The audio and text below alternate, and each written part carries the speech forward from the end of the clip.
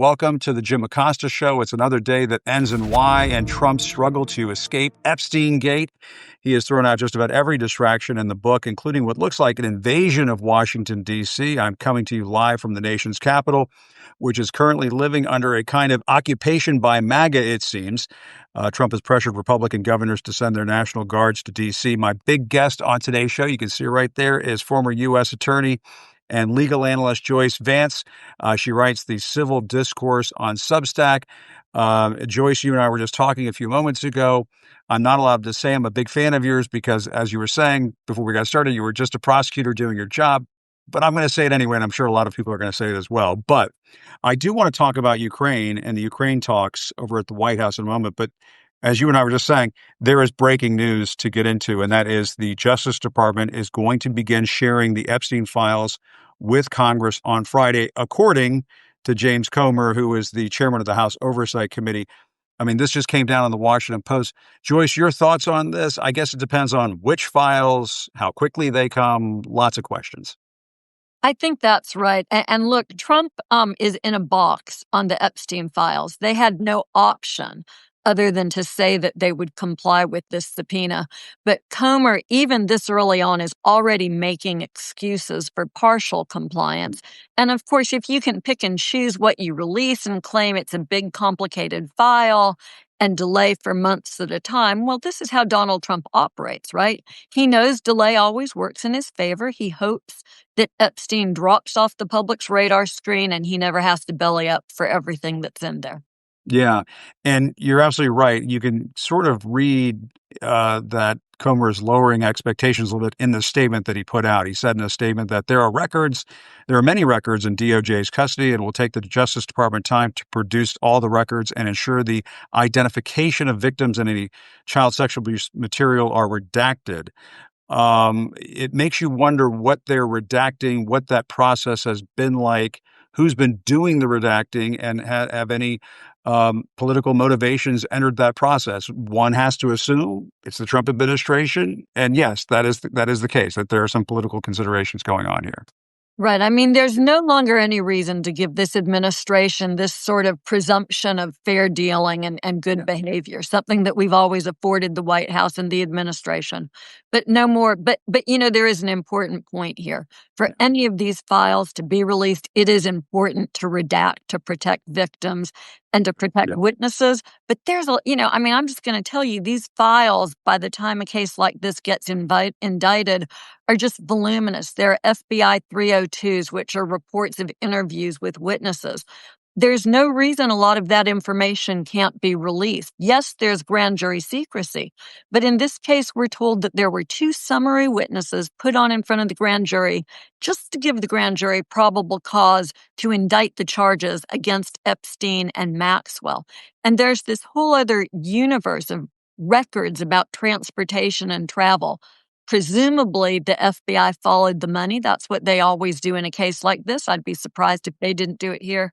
Lots of stuff that should be fair game if, as Comer says, the administration is committed to transparency. And if the committee is receiving this information, presumably that means that the ranking member, Robert Garcia, and the other Democrats will have some access to this material. And we will know fairly quickly, I would think, how this process is shaping up. Are we seeing timely deliveries of materials over to the committee? Are they slow walking this?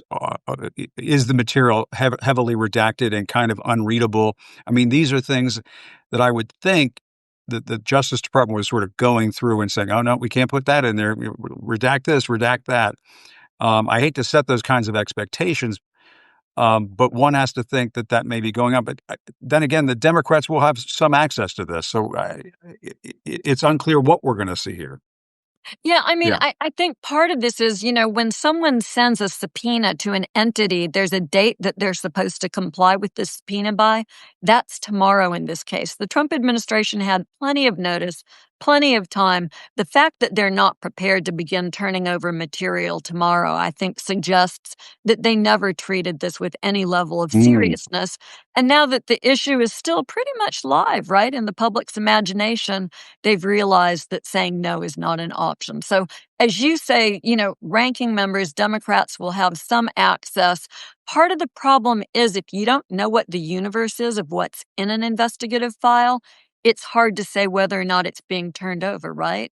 And I yeah. suspect that's what the administration will count on. Right, and Joyce, I mean, what we saw previously was the White House try to pull a fast one and say, "Well, let's just turn over the grand jury documents." And of course, the grand jury documents are completely useless. I mean, as we've talked about, you've talked about, I'm sure, in your analysis, there's just very little that's useful in terms of what's in that information. I believe there was maybe one or two summary witnesses as part of the Maxwell case.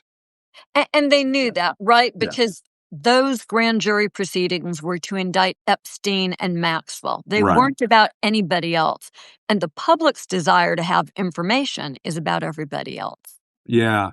And so I guess I do want to jump to Russia, but and talk about these Ukraine talks over at the White House. But I mean, since you and I haven't had a conversation about this, your sense of just how Trump has behaved during all of this, and just to button up the Epstein conversation here, when the Justice Department puts out that memo, what was it, July 7th, right after 4th of July weekend, trying to sweep the whole thing under the rug, and that memo came after Donald Trump was told by Pam Bondi, by the Justice Department, "Oh, by the way, you're in the Epstein files," and then we just saw what we've just seen over the last month and a half. It says to me, and you and I haven't talked about this, that Trump is very worried about this, and and the behavior has suggested that to me he has something to hide. That's my characterization. I was going to say the same thing. My Yeah, prosecutor's spidey senses say that's someone with something to hide. yeah, If you were investigating the case, you might want to try and put someone, I'm just not talking about Trump now, but a witness or maybe a subject yeah. who looked like that. You might want to try to get them under oath if they would and see what they had to say. If not, and you didn't want to charge them, you might try to compel their testimony. No one's really using any level of, force in that sense against Donald Trump because thanks to the Supreme Court, he has no fear of any sort of criminal immunity. Yeah, and we haven't even talked about Ghislaine Maxwell being moved over to that minimum security prison, which was in violation of the administration's own guidelines for what to do with sex offenders. But we'll tackle that another time. I do want to get to Putin because, I mean, you talked about this in your civil discourse Substack, Joyce. You pointed out that many Republicans have been saying for years that Putin has to be treated for what he is, that he's a killer, and that Ukraine and its territorial sovereignty has to be protected, and so on. And you were writing this in 2023. John Cornyn, senator from Texas, in a little bit of hot water right now, I'm adding that part, issued a statement on the first anniversary of Russia's invasion of Ukraine, emphasizing that a victory in Ukraine is a, quote, victory for all who value freedom. This weekend, critics from the party that used to believe America had a role to play in bringing democracy to the rest of the world, now they kowtow to Trump so that they can hold on to power and avoid primary challenges. I think that's absolutely right. The way that this summit went down in Alaska, it was a total debacle. And it suggests to me, getting back to Trump and his distractions, that the summit was essentially a distraction for him. He went into there looking like, and even his deputy officials went in there looking like they hadn't done their homework for dealing with Vladimir Putin. They walked away with nothing. This is so intrinsic, I think, to how Yeah, Trump operates, right? He's yeah, the president as businessman and not a very good one, right? The businessman who yeah. bankrupted a couple of businesses and traded on inherited money. So, I'm obviously not a political type person, but I do Sure. study democratic institutions as a scholar. I teach at the University of Alabama's law school. And parties are important when you think about democratic institutions and how the government operates. So watching this once proud party that took a very principled stand, that called Russia the evil empire, that understood that they were a geopolitical enemy of great significance, and to now have them just do an about face for no reason other than because Donald Trump insists upon it, I think that's a frightening development in our politics. It's dangerous for our institutions. And it's something that no one ever really, I mean, everybody knows, everybody sees that. And yet there's no level of accountability or serious public conversation asking Republican leaders to explain, hey, what the hell's going on here? Yeah, and you have to wonder from a legal standpoint, what would be legally binding? What would be binding in terms of security agreements if Volodymyr Zelensky were to say, "Okay, we'll trade a piece of land, of territory in exchange for peace," and he has no reason to trust Vladimir Putin. The New York Times was reporting this earlier today, Joyce, that hours after Zelensky arrived in Washington for these meetings, Russian attacks on large Ukrainian cities and villages near the front lines killed 10 people, injured dozens. I mean, this is on the eve of these talks, just as these talks were getting going. And it's as one of Zelensky's top aides says, that's why Putin doesn't want to have a ceasefire. He enjoys shelling peaceful cities while talking about his desire to end the war. And so you just have to wonder, well, how does Zelensky take any deal where Putin is involved? It was an interesting gambit by Putin. Perhaps it was a message that said, take this deal or far worse is coming. Yeah. Maybe. But if you're Zelensky, it's a tough deal to take, particularly because in the past, modest security guarantees have not kept Russia from invading, from trying to take more territory from Ukraine and others. I think the most interesting development here is that Zelensky is not alone, that he's got, his wingmen, the That's leaders true. of European NATO countries.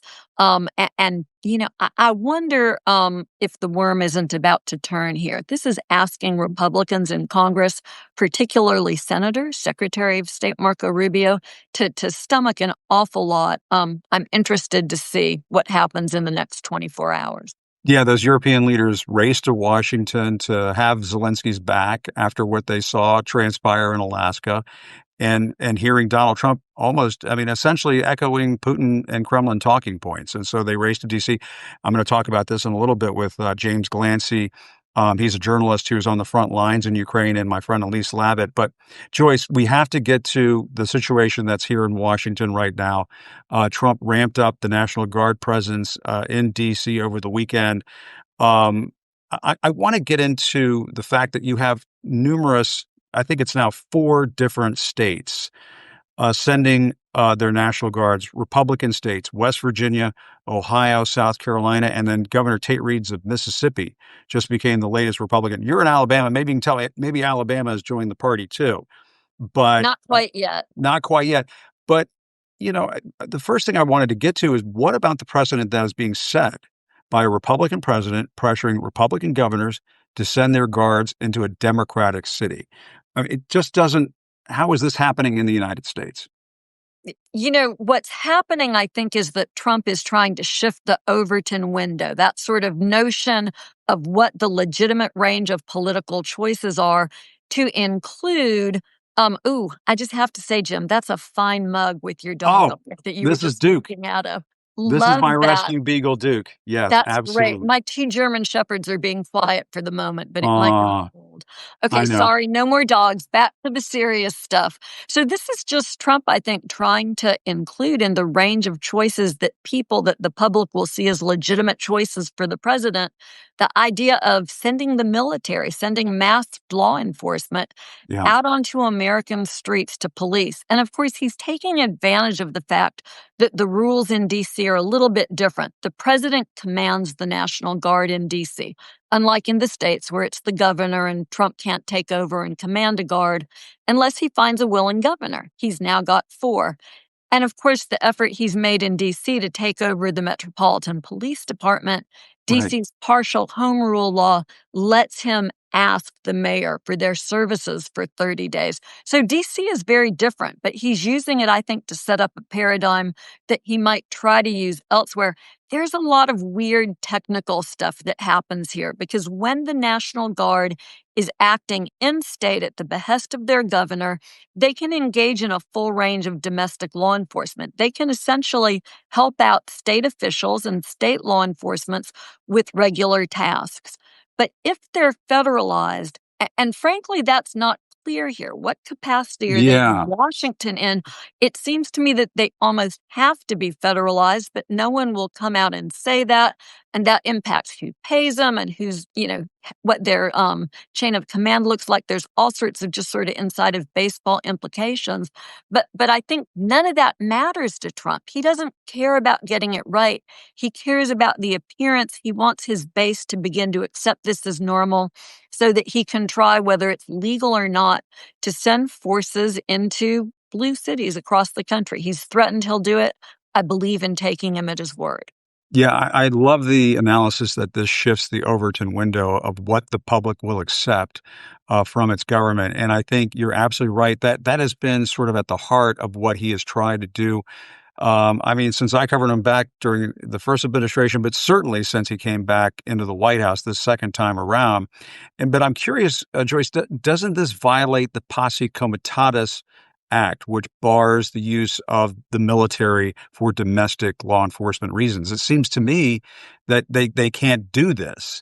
But is it because they're National Guards that it's different? Or is it just murky and somebody needs to challenge him on this? What's the point of having Posse Comitatus? It's murky, but it's not all that murky in this context. Posse Okay. Comitatus says, unless Congress issues its blessing, which it has not done in this case, right? The military can't engage in police work on American streets. They're a fighting force. Right. They operate, not in the law enforcement space. With the National Guard, that gets less clear. As I've said, when they're operating in the state, they sometimes can't. And when we talk about law enforcement, we're thinking about stopping people, arresting people, executing search warrants, these sort of foundational law enforcement sorts of rules that get played. Posse Comitatus prohibits the military from doing that. Once the National Guard is federalized, they are prohibited from doing that. That's a bright line rule. But here's a problem with Donald Trump. He loves to take bright line rules, look for the loopholes, and then sort of stretch them out of shape to give him the ability to take more power for his own. That's been his trajectory throughout this presidency, whether it's firing executive branch officials. You'll recall he started with inspectors general, right? Could have given Congress 30 days notice and fired them, but he just went ahead and did it because he wanted to establish this principle that everybody in the executive branch served at his pleasure. Then he started shutting down congressionally funded programs and agencies. And so we've seen this whole trajectory of Trump seizing more and more power. That same thread runs through everything that we're seeing here. He wants to convince people that he decides and what anyone else thinks or what the law says doesn't matter. Well, and this brings me to maybe a depressing part of the conversation, and that is, can the court stop him? And to me, the problem that we're seeing right now is it's just the beginning. We're just 6 months in, and he's sent the National Guards from 4 different Republican states into the nation's capital, a Democratic city. He has gotten the permission from Congress to supersize ICE. That is being controlled by a White House where you have people like Stephen Miller saying that the Fifth Amendment, that due process does not apply to migrants. I mean, you have a president of the United States who is pushing what's acceptable, I would think, legally or constitutionally in all sorts of different directions. If any of these cases get to the Supreme Court, what do you expect to happen? Because I think, there was a time, getting back to your conversation, your points earlier about, well, traditionally Republicans have said this and said that. I think John Roberts, the Chief Justice of the Supreme Court, has been regarded for quite some time, up until maybe the last year or two, as sort of like the establishment conservative ideology of people who go up on the Supreme Court. I just don't see that as the case anymore. And I wonder if they're just going to continue to give him blank check after blank check. And then where does it go from there? John Roberts has really tried to sort of curry this impression that he's an institutionalist, but I can't figure out what institution it is that he's interested in upholding. It sure doesn't look like the presidency. Yeah. Let me say this. The death of the rule of law is largely overstated. Mm. And here's a great example. Last week, when Trump tried to seize direct control of the Metropolitan Police Department in D.C., he's entitled to get their services through the mayor.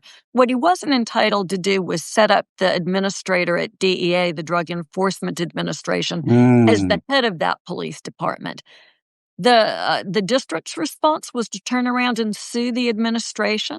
Judge Ana Reyes had them in court the next afternoon, and when she indicated that she wasn't going to let the administration do that, they backed down.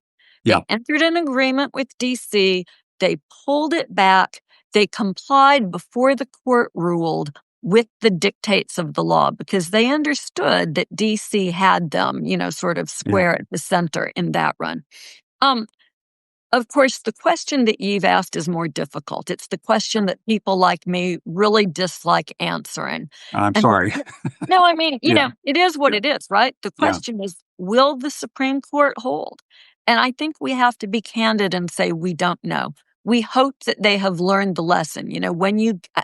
And look, going into this whole affair, I mean, these are ideological conservatives who believe to some extent in the unitary executive theory, which argues that the president is much more powerful, has much more power under Article 2 of the Constitution than presidents have been exercising. Hence all of Trump's, that little sort of tromp into I can hire and fire regardless of what the career civil service says about hiring and firing. Right. All that stuff, we've got some justices on the court who are just baked in on that theory. But having seen what happens when they give, for instance, Donald Trump complete and total immunity from criminal prosecution, and when they're permissive on some of these early issues, one hopes that they might perhaps realize that the job that they are assigned to do under the Constitution is to oversee the executive branch, to keep it from accumulating too much power and upsetting the balance of power that the founding fathers envisioned. And I mean, this is the moment, right? Either they do it here or not. And the issue might look something like this. I apologize if I'm being pedantic. It comes from being a law professor.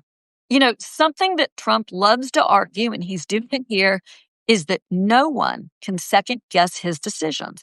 So if he says that there's an emergency and he has to go into the District of Columbia, even when it's very clear that even DOJ concedes that crime is down in the district, nobody can say, hey, he made that up. That's a bunch of malarkey. He's argued it here. He argued in California as his justification for going in there and federalizing National Guard troops and bringing in the military. That's the confrontation the Supreme Court will have to resolve. Can anybody check the president? And look, decades of case law say that the Supreme Court can. Well, and I mean, either we have checks and balances or we don't have checks and balances. And to me, what seems to be going on here is that the Supreme Court emboldened Donald Trump with the immunity decision. I mean, I suppose that requires some psychoanalyzing on my part, but it seems to me that Donald Trump took that decision and said, not only can I get away with crimes as a president or ex-president, I can do whatever I want if I get back in the White House. And then he got back in the White House, and I remember covering him during his first administration. He could be totally out of control. There's no question about it. I think we're seeing a different and more dangerous Donald Trump this time around. I'm glad that you're saying that the rule of law will hold, but I do worry, and I wonder your thoughts are on whether the immunity decision kind of opened up this Pandora's box. And it we really just don't. did. Yeah. I mean, it was a terrible decision. Look, whenever a court decides a case, half the people don't like the decision, right? And so I draw a distinction between cases where I just don't like the outcome and cases that I think are wrongly decided. I was the appellate chief in my U.S. Attorney's Office for a long time before I became a political appointee. And we are all, those of us who have those jobs, court watchers. This decision did not seem to be a principled one that was grounded in the law. The court really had to contort itself to find more than a modest sliver of presidential conduct that merited this sort of immunity from criminal prosecution. And we see the fallout now, right? If a president can't be prosecuted for taking bribes, well, then he can sell pardons. And Trump could do that openly and notoriously, and no one could do a thing about it. I think we're all expecting the other shoe to drop, perhaps an argument from people who work for him, that they too are covered by his immunity, but he can always issue pardons for them on the way out the door. So I think the Supreme Court set up this dangerous paradigm. They have a lot to answer for. Unless John Roberts wants to go down as the Chief Justice who sold out democracy, I hope he's thinking about all of that. I hope he's thinking about it too, Joyce. And to me, it's sort of the big bang moment for what we're all dealing with right now. Because to me, I've covered Donald Trump a long time. You give him an inch, he'll take a mile, as as somebody's grandfather might have once said. And he's just that kind of person, and he's not going to stop. And I think 6 months in, he's just demonstrated that. The rule of law be damned. He's just going to do whatever the heck he wants. And that if that means taking a jet from the Qataris, he's going to take a jet from the Qataris and so on. But I guess we should close out by talking about our rescue dogs. I didn't realize you were a dog enthusiast too, but I don't want to hold you up too long. So you said 2 German Shepherds, and then I'll let you go. I will always talk about dogs. So my mother-in-law actually, and my father-in-law too, bred dogs. My father-in-law was a federal judge, but his favorite gig was being a dog show judge. And so they bred Great Danes and Salukis. Bob and I don't show dogs. We just love our dogs and spoil them to death. And we lost a boxer late last year who was a very beloved family member. So we now have a brand new German Shepherd puppy who joins our older dog. But we're like those people, we're magnets. Stray dogs just show up on our doorstep. We had a chow at one point who showed up, who my husband sat out on the front porch with hot dogs to get her closer and closer until we were able to bring her in. We like our dogs just like you. That's wonderful. Well, they probably can sense the strays and any other dog in the neighborhood which house to go to, and Yeah. especially if they're handing out hot dogs, that you're going to be the most popular house in town. We do attract strays, but we take them all in. So, if you have strays, just leave them on the front porch. We'll take them in and find them in bed.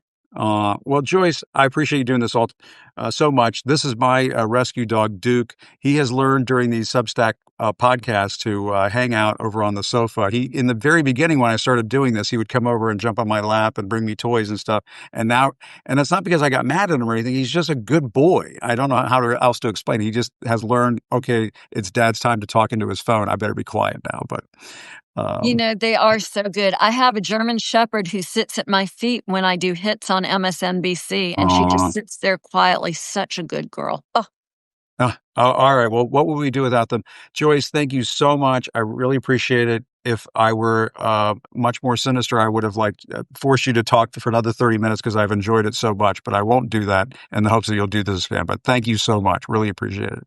I enjoyed it, Jim. Thanks for having me, and thanks, y'all, for joining us. All right. Thanks a lot. Really appreciate it. That's the wonderful Joyce Vance. I mean, if you ever watch Joyce on MSNBC, I mean, you just absolutely can't stop listening to her. I mean, it's just cold, straight, clinical analysis, no hyperbole, just kind of tells it like it is. And we, of course, love that drawl as well. And the fact that she is a dog lover just makes it even better. So my thanks to Joyce Vance. I want to quickly turn the page and get to James Glancy. I haven't had him on the show before, but I wanted to bring him in because he reached out and he is somebody with a lot of expertise when it comes to being on the front lines of dangerous situations. He is a retired Royal Marine. I hope I'm getting this all correct. I believe he served in British politics, and now he's a filmmaker and journalist.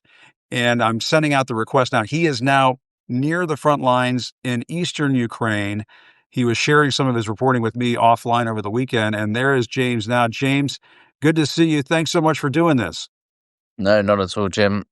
Sorry, just sorting my light out here. I've just got back. No problem.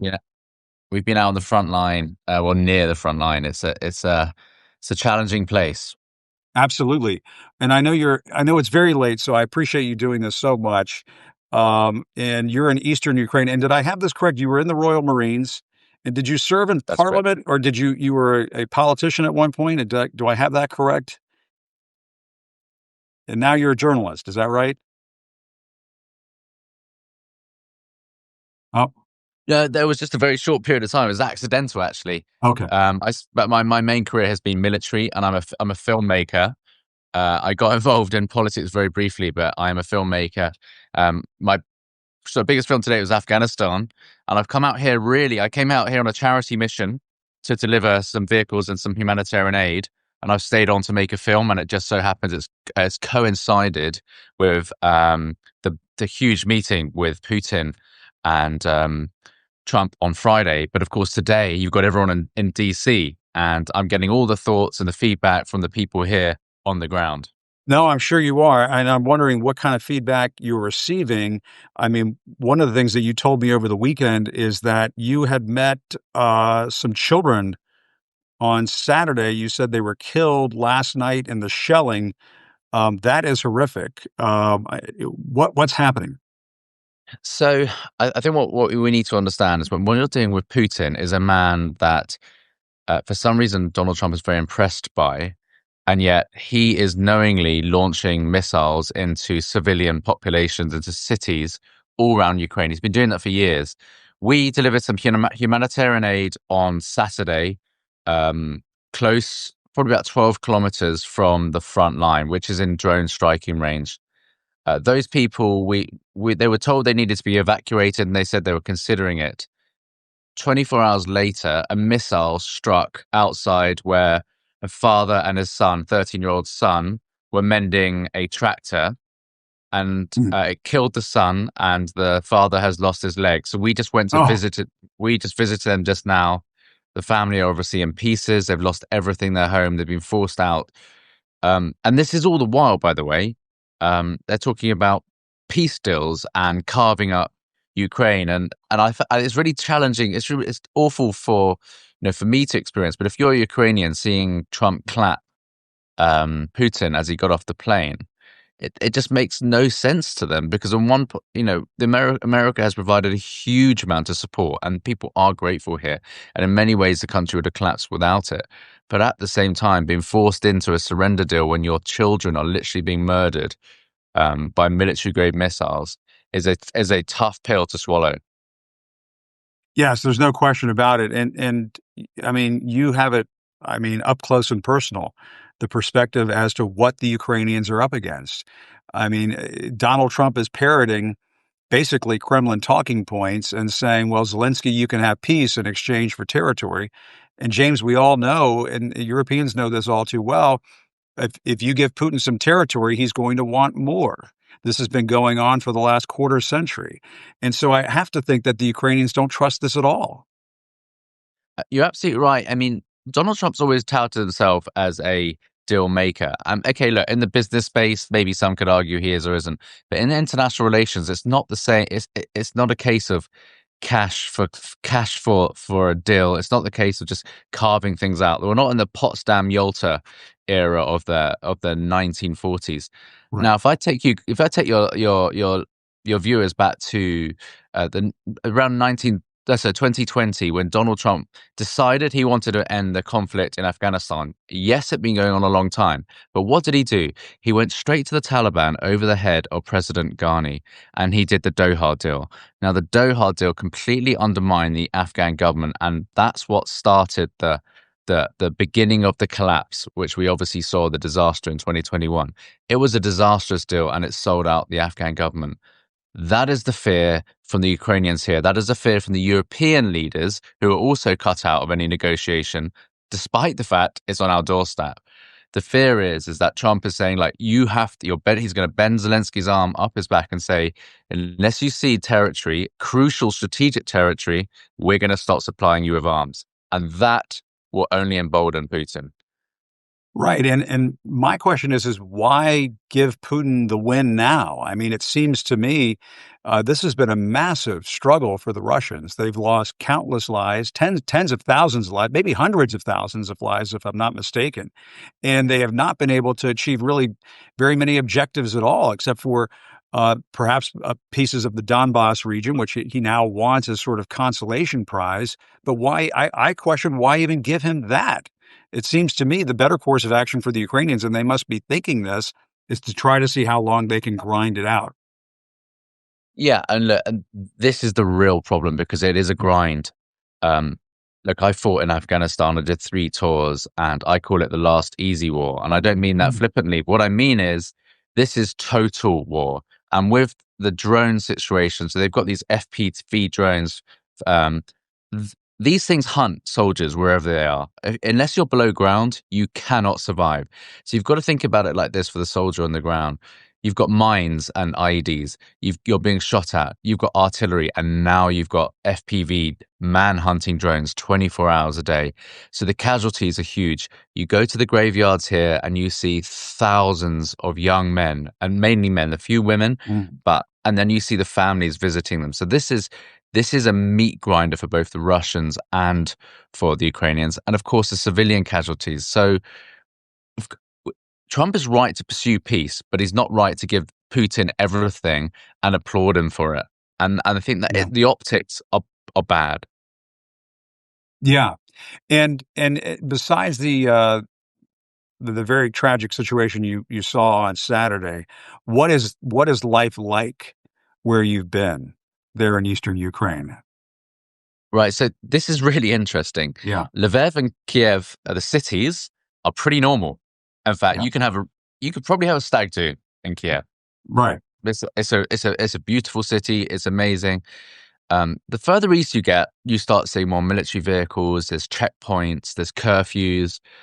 We have had air raid sirens every night. About a kilometer away from me, a missile landed. This is the real deal. Bus stops, schools getting blown up, but still, the people are trying to go about their normal life. You see people walking, going to the gym, walking the dog. So the Ukrainians are resilient, but there is a massive divide in this country between the western cities and the eastern cities. And I would say there's also a divide between those who are really doing the fighting, and some Ukrainians have either fled. There's problems of desertion, and the under 25s haven't been called up by Zelensky, which I know is controversial. It's a political decision, but is there more that could be done? Probably, but there's a big argument not to destroy an entire generation in this meat grinder. All I say, Jim, is that this is a horrendous conflict that needs to end, but we cannot. If we give Putin what he wants, he'll use it to rebuild, and we'll be back in this situation in 2 to 5 years' time, Yeah. guaranteed. No, I agree totally, and it may be under a different administration. Who knows? But um, your sense of the Europeans scrambling and heading to Washington. I've never seen this. I don't know. I've covered politics in D.C. for a long time. I covered 2 presidential administrations. I've never seen European leaders race to Washington en masse after a disastrous summit like Trump had with Putin. Your sense of it, having covered this from a geopolitical standpoint, it's pretty astounding, and it makes me think that the Europeans are very worried about Trump giving away the store. Yeah, look, if we dial back to what Europe and Britain has done to itself through underfunding its defense and relying on the American protection, Trump has always had a point in what he's saying about the Europeans need to stand up. And I think it's emboldened Putin by taking his gas and not having strong defense and relying on America. Um, we've not had a place at the negotiating table. But flip that round, and you've got a president who just wants this to end, and you've got some very, very concerned leaders that know that if Putin gets what he wants, you know what's coming next. It's not just Ukraine. It could. We've already had Georgia. There are other countries that are in the European Union, that are in NATO, that are very, very concerned. Now, I'm not saying look, this meat grinder that Russia has experienced, it doesn't mean they're going to go in the next few years. But will we start seeing asymmetric warfare in some of these territories that we saw in 2014 in Crimea? The likelihood is probably yes at some point. That's why they're all out there, and they are all pushing Trump not to force Zelensky into a Doha deal equivalent, which is a surrender deal. Yeah, no question about it. Well, James, terrific stuff. Really appreciate you staying up late for us. Please stay safe. Let's do this again. Keep us posted on all the developments out there. But good timing having you there in a terrible situation. But thank you. Yeah, thank you for having me. All right. Good night. Thanks, James. Good night to you. Really appreciate it. That was James Glancy, who, when you go through his bio, he's such an accomplished guy. And the fact that he was there documenting this stuff in Eastern Ukraine, we just had to get him on the show. And I hope he and his colleagues stay safe out there. I know that they're risking quite a bit to bring us that kind of reporting. And it was stellar reporting. So I appreciate his time very much. Want to bring in my friend Elise Labott. If she is ready to go, I'll bring her into the discussion here, because Elise can look at this from the 30,000-foot standpoint, which, may not be high enough, given everything that we've witnessed over the last 24 hours in D.C. But Elise, great to see you. Thanks so much for coming on. Great to be with you. I don't know if you know James Glancy. I mean, I was just introduced to him recently, but he's over there reporting on what's been taking place in Eastern Ukraine. And I mean, it is worth noting that as Zelensky was arriving in Washington, preparing for this meeting with Trump, Putin, the Russians, they were continuing to bomb civilians and kill them. And so it just makes you wonder, why even go to the negotiating table? Well, I think that, listen, Yeah. the Europeans have said themselves, and generals and everyone, all wars end at the negotiating table. I think that's a legitimate question. Does Putin want to end this war? And the answer is no. Is he playing for time? The answer is yes. I mean, he's going to drag out these negotiations, say, oh, I'm not ready. Let's talk more. Maybe you and I should meet. You should come to Moscow, as he said the other day. He's trying to basically drag this out, just like Kim Jong-un did.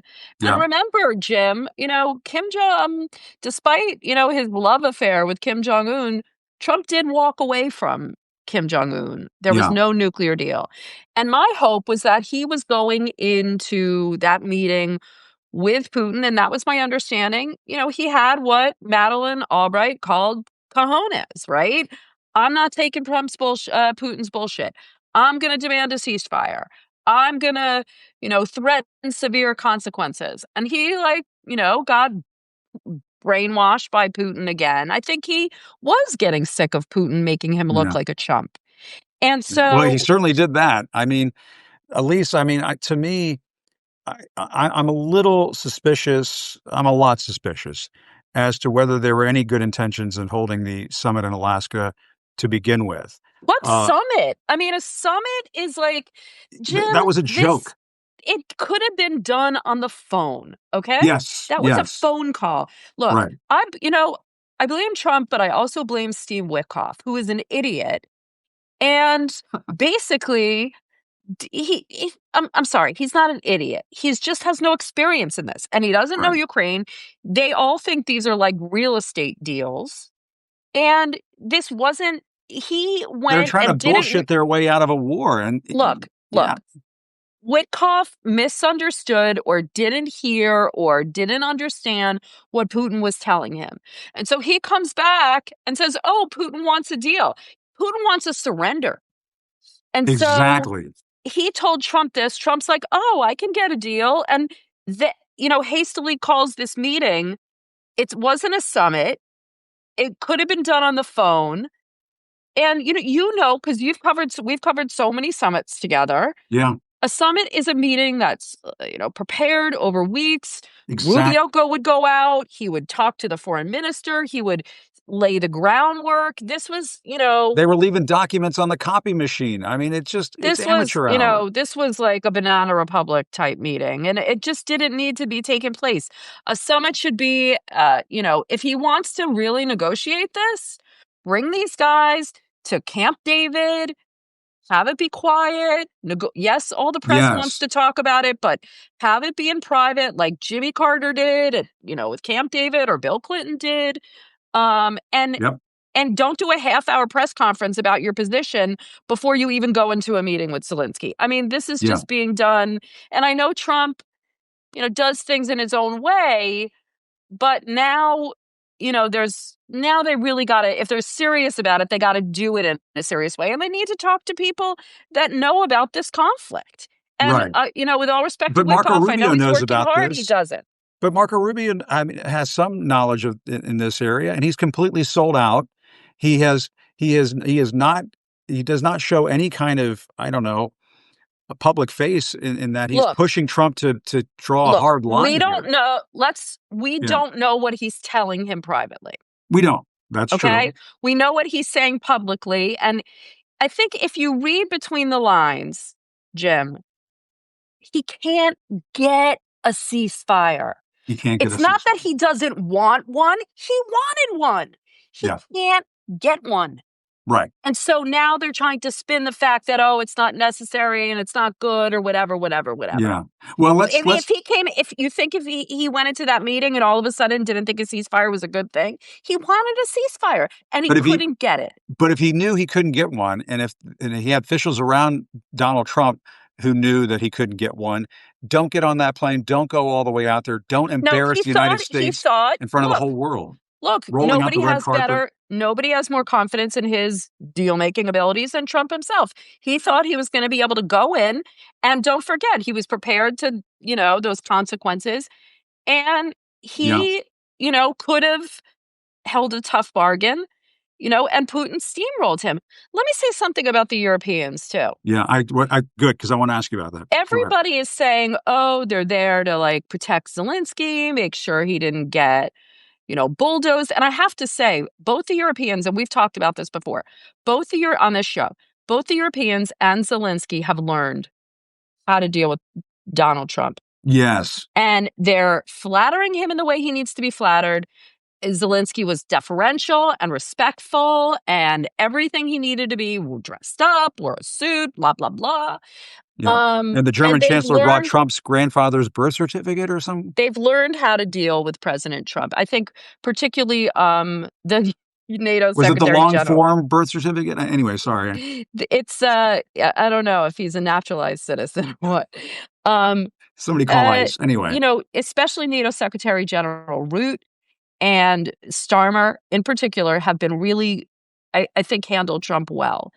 The Europeans are not only there to make sure Zelensky doesn't get bullied. They're there to tell Trump they don't only have Zelensky's back, they have his back. And that's a very good point. No one's talking about this. They're there. Look, let me finish. Yeah, they're there to tell Trump, you can do this. You can stand up to this guy. We've got you. And I think it's a really good tactic. That's why they scrambled to be there. To get him on the same page and help him find his balls, so to speak. That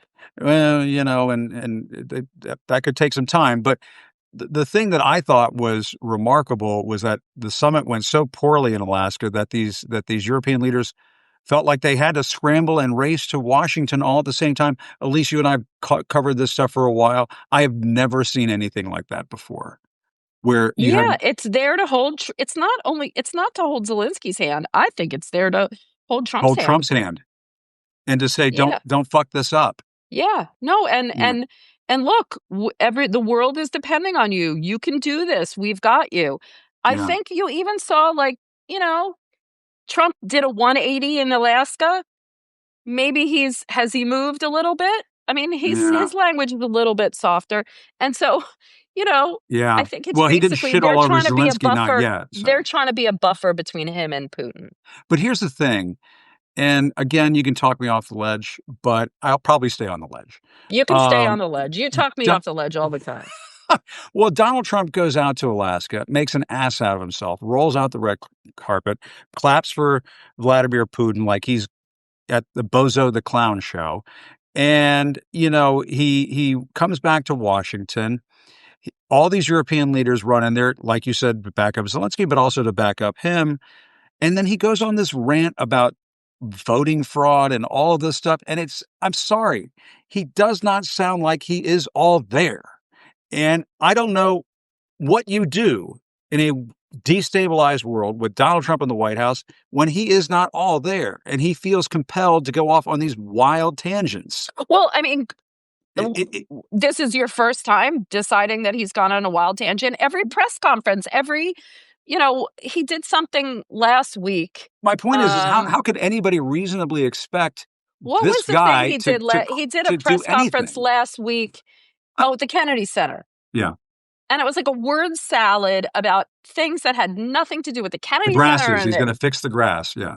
and immigration and I mean, it was just a word salad. It was it was like a Bret Easton Ellis novel, like Yeah. stream of consciousness. So he does that all the time. But what Putin did, effectively, I might add, Yeah. is he planted these seeds in his head. Yes, And he this did. is the brilliance of a KGB operative dealing with a That's reality exactly TV right. star. Putin said something about mail-in voting, even though, by the way, Putin allows mail-in voting. So, and then he said this stuff But they about only you vote won for the him. election. But anyway, And then yeah. he said this stuff about you never would have invaded. He gave Trump Bingo. all of the things that he wanted to hear that are making him look good with his base, that are like dealing with his old grievances. And Yes. Trump swallowed it whole. But I don't know if I agree with you. And I think tactically, of course, Putin is the KGB chess master that he is. I'm not surprised at all that he was telling Donald Trump this war would have never happened had you been president at the time. It's utter bullshit. Yeah. But the fact that they all have to run and placate him says to me that he's not in control. He's totally destabilized the situation. And the only move that these leaders have is to kiss up to him, which is not going to result in anything other than continued ass kissing. Because at the end of the day, Putin wants territory. He wants to reconstitute the former Soviet Union or the Russian Empire, whatever version of that is in his head. And he's going to continue to do this. When we were just talking to James Glancy a few moments ago. Yeah, he was excellent. He was excellent. And he made that very strong point, which is, we're going to be back here in 2 to 5 years, no matter what happens here. Because we're You may dealing be with back Putin. here in 2 to 5 years, but you won't have the same president. So We I think. really think these leaders are just, Jim, I just think they're trying to get through the day. They're just trying to get through it. They're just trying to get through the day, and they're trying to almost kick the can down the road. That's what this whole world is doing. We're just tap dancing until 2028. One thing that Trump didn't do, because he can't do, which is basically accept Russian sovereignty over what Putin really wants is accepted Russian sovereignty over all the territory they have now. Anything that comes out of a peace deal, Russia wants everyone to basically accept these as the new borders. Yeah. And the Europeans won't do that. Why won't they do that? Because they know that Trump won't be there in a few years. And if you get a more reasonable president, this is going to be a frozen conflict. Yeah. This is not going to be a peace deal. This is going to be a peace, maybe some kind of armistice agreement like you have between North and South Korea. This is not going to be a peace deal because they're hoping Trump won't be there. Did you see that thing about the election, that if you're in a war with another, did you catch that? Yes. What he said, if you're Zelensky said we can't have an election because we're at war. And Trump said, if you're at war with another country, you can't have elections. Did you see let's that? not give him any bad ideas. Right? Yeah. So what they're hoping is that Trump won't be there in a few years, but neither will Putin. Putin's not going to be there forever. Yeah. And so this will be my suspicion is this will be an armistice agreement, not a final agreement, because they'll want to negotiate that with somebody else, anybody else, a bunch of other leaders. Yeah. Well, I think the best that we might be able to hope for is some sort of weak ceasefire agreement that Putin's going to violate within a couple of months. And the thing that scares me a little bit is I heard, and perhaps you can correct me if I'm wrong here, that the Brits are even talking about having peacekeepers on the ground to enforce some sort of ceasefire. Yeah, but did you see what you're right, but did you see what the Russian Foreign Ministry just said? That they would not accept any troops inside Ukraine that are from a NATO member. I have to see, that's the thing. That's the whole ballgame. They don't want anything that has the whiff of Ukraine becoming some sort of NATO partner or whatever you want to call it. There are only two things that are going to stop Putin. Yeah. More weapons to Ukraine and these sanctions. There's a reason why Putin wanted to have that meeting with Trump, because those sanctions are starting to bite. Don't want the sanctions. And he doesn't want those secondary sanctions on India, on China, on his oil partners. That could really hurt him. Yeah. And so this, it's like with Iran. This is what brought Iran to the table. And if there's anything that's going to bring Russia to the table, it's those secondary sanctions. And we've talked about this a lot, right? the West has not wanted Ukraine to lose the war, but they haven't done enough to help them win the war. And I Correct. still don't think they want to. But if I think the best thing Putin, that can happen, I mean, frankly, the best thing that can happen is for this to just be a quagmire for Russia. a I don't, quagmire. a quagmire that just Yeah. continues to weaken the Russians until Putin is somehow deposed, which I don't know, that might be a fantasy on my part. But to me, giving him some sort of agreement that he's going to violate, it's Who just, would have thought it would have happened to Milosevic? Who would have thought it would right. happen to, once We like saw what Russians. Prigozhin did. He almost, that shit came out Well, of look, nowhere. it shows you. Look, he had to. Yeah. Putin was so weak that he had to rely on the Wagner Group. That's true. You A know, very good point. and That's a very good so point. look, continue to weaken the guy. And that's what, and if a bonus is that Europeans are buying US weapons, like, again, that idea was brilliant. Yeah. Well, Buy the weapons from the US. I have a feeling they're going to try to kick the can down the road, placate Trump into something, and have some kind of armistice agreement that freezes the conflict so that they don't have to deal with a final agreement with Trump. Well, I think we're all kicking the can until 2028, Elise, maybe you and me included. But Elise, great to see you as always. The Cosmopolitics Substack, everybody check it out. It's Thanks great. so much. Great to be with you as always. Great to be with you. And I know you 6,500 people not on too your shabby. Substack, Jim. It's not too shabby. It's more than was watching on CNN. So I did not. That's all Elise's fault. But if anybody at PR gets mad at me, that was Elise. Good to see you, Elise. Good to see you too. Take care. Okay. Bye-bye. Oh boy, Elise. Now my attorneys I'm going to hear from my attorneys, and my attorneys going to hear from other people because Elise got me in trouble. I did not have anything to do with that, ladies and gentlemen. But Elise she's a live wire, isn't she? She's terrific. Always appreciate her insights. I don't want to go without saying what I said at the top of this program. And I respect Joyce Vance, so I did not want to pull her out on the ledge with me. But I do want to ask this question to close out this show.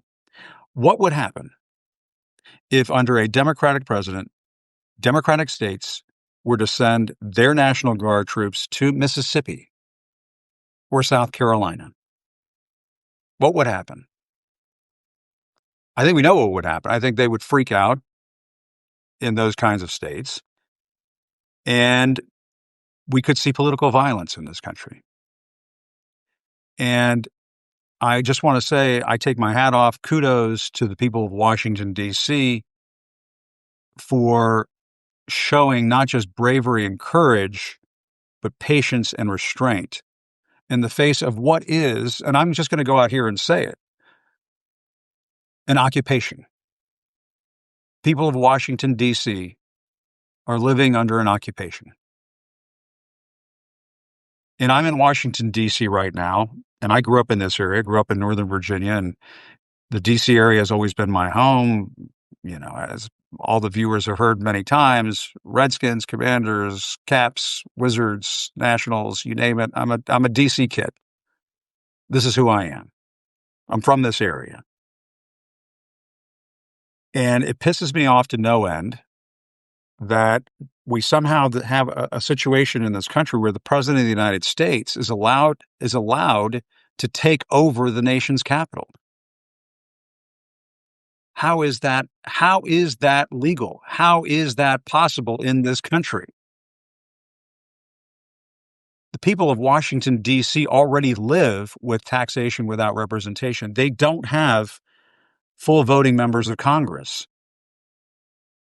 I see somebody saying D.C. rocks. D.C. does rock. It's a beautiful city. It's our nation's capital. It is a beautiful, wonderful place. Does it have flaws? Of course. Any city in the world has issues. But the people of Washington, D.C. deserve statehood, not a police state. Over the weekend, the Washington Post, a reporter over there, captured a disturbing takedown on Saturday. This is how they reported it. Federal agents detained a food delivery driver as he emerged from a Northwest Washington coffee shop Saturday morning, an incident captured on video by numerous witnesses, including a Washington Post reporter, that showed the officers tackling him to the ground, holding him down, and appearing to use a stun gun before driving him away in an unmarked black vehicle. The administration says the driver was in the country illegally. Okay, fine. He's in the country illegally. He's got to get picked up. I get it. During the arrest, witnesses, including the Post reporter, asked the officers to identify themselves numerous times. All but one of those officers, who was wearing the ICE badge, refused. "Oh, are you guys the cops?" One agent who was wearing a hat and a mask responded. "Then shut the fuck up," is what one of those agents said to an eyewitness here in the streets of Washington, D.C.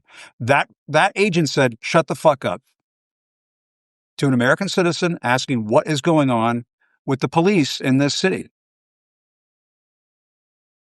Two black unmarked police vehicles, an SUV with a Maryland license plate and a sedan, pulled onto R Street Northwest, and more officers swarmed.